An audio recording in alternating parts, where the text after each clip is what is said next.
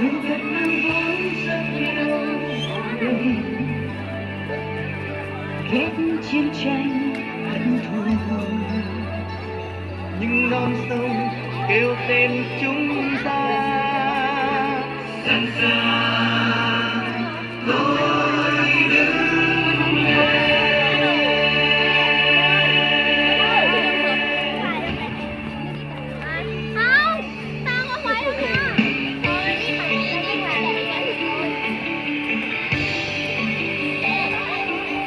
Mọi người nghe tiếng quê hương vẫy gọi, tổ quốc đang kêu tên mình, tiếng núi sông đang rụng rã trong tim ta, sông đang dâng trào thấy trong ta tự hào, đang thấy cho ta sức mạnh băng qua bao giờ.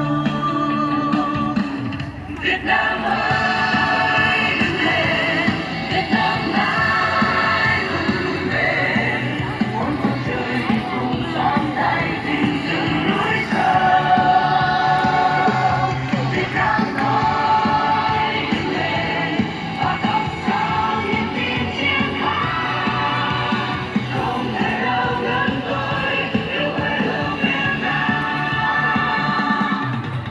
Nghe tiếng quê hương vẫy gọi, tổ quốc đang kêu tên mình, tiếng nước sông đang rụng rã trong tim ta, sông cũng đang dâng trào thấy trong ta tự hào, đem cho ta sức mạnh vòng qua bao giờ.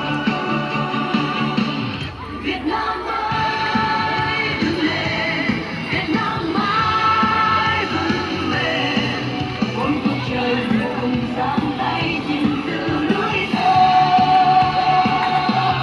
Việt Nam ơi đứng lên và thắp sáng niềm tin chiến thắng, không thể nào ngăn tôi yêu quê hương Việt Nam, con tim muốn nói tôi yêu Việt Nam.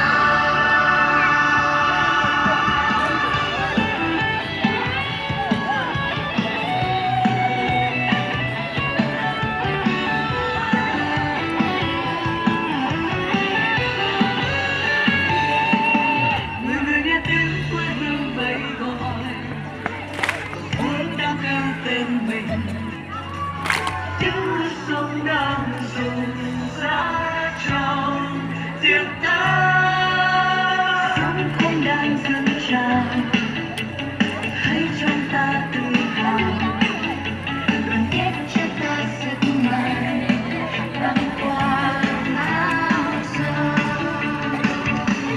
Việt Nam